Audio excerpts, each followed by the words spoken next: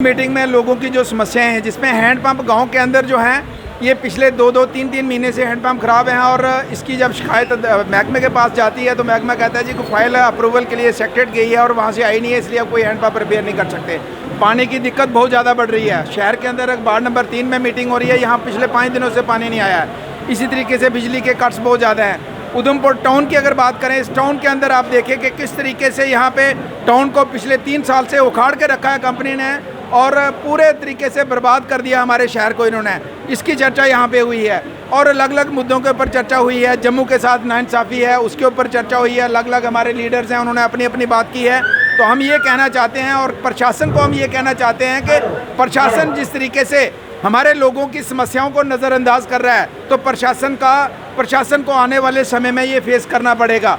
Otherwise हम ये भी कहना चाहते हैं, हमारा अपोजिशन करने का मकसद सरकार या प्रशासन की पर सेक ऑफ अपोजिशन नहीं है कि अगर प्रशासन सरकार यहाँ अच्छा काम करती है तो हम शाबाशी भी देते हैं, हम कहते हैं बहुत अच्छा है, लेकिन यहाँ पे काम नहीं होता है तो उनको जिम्मेदारी उसकी फिक्स करना प्रशासन की जिम्मेदारी है। तो इसलिए हम ये कहना चाहेंगे जिस तरीके से उधमपुर शहर को उगाड़ के रखा है, जिस तरीके से पानी बिजली की समस्या हमारे पूरे इलाकों में है, जिस तरीके से इन बरसातों में हमारा बहुत ज़्यादा नुकसान लोगों का हुआ है, चाहे वो फसलों का नुकसान हुआ है, चाहे उनकी ज़मीनों का नुकसान हुआ है, चाहे वो हमारे छोटे रास्ते थे, चाहे हमारी सड़कें थी, उनका नुकसान हुआ है, उसके ऊपर कोई कार्रवाई दिख नहीं रही है। ये भी हमने यहाँ पे चर्चा की है। लास्ट में यहाँ पे डिलिमिटेशन कमीशन को लेके हमने कहा कि हदबंदी आयोग जो है ये ऐसा ना करे कि जिस तरीके से पिछली बार इन्होंने, जैसे राउंड का एरिया है, हमारा बालियाँ का एरिया है, सौंथा का है, परेड़ियाँ का एरिया है, ऐसे एरिया जो बिल्कुल शहर के बगल में थे उनको उठा के चनैनी में रख दिया और कुछ ऐसे एरिया थे वो चनैनी के नज़दीक थे उनको उधमपुर में डाल दिया।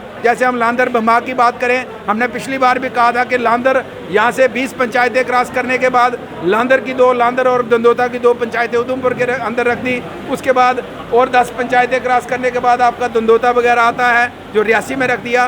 तो यानी कि उस क्षेत्र को 3 हिस्सों में डिवाइड करके रख दिया, जिससे वहाँ की डेवलपमेंट पूरे तरीके से रुकी है। हम ये भी कहना चाहते हैं कि डिलिमिटेशन में पूरा जो कमीशन की जो टीम है, पूरा उसको ग्राउंड लेवल पे लोगों के साथ चर्चा करके जो है असेंबली कॉन्स्टिट्यूंसी बनाए। ऐसा ना हो कि जिस तरीके से राउंड और मैंने पहले कहा परेड़ियाँ बालियाँ के लोगों के साथ, सौंथा के लोगों के साथ नाइंसाफ़ी हुई थी, हमारे लांदर दंदोता पंचारी बमा के लोगों के साथ नाइंसाफ़ी हुई थी। इस तरीके से दोबारा नाइंसाफ़ी ना हो, ये हम कमीशन को कहना चाहते हैं। किस तरह देखते हैं, जिस तरह राहुल ने अभी विजिट की है जम्मू कश्मीर में, क्या इलेक्शन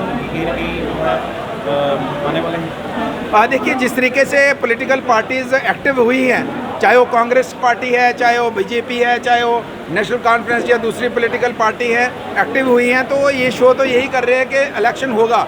लेकिन मुझे लगता है कि अभी जल्दी इलेक्शन होने की संभावना नहीं है। मेरा अपना मानना है, मेरा जो अपना तजर्बा है। बाकी सरकार क्या कहती है तो क्या करना चाहती है वो नहीं हम कह सकते, लेकिन मेरा अपना तजर्बा है कि अभी असेंबली का इलेक्शन अभी जल्दी होने की संभावना कम दिखती है।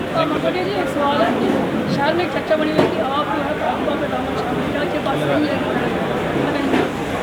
देखिए, शहर में चर्चा उधमपुर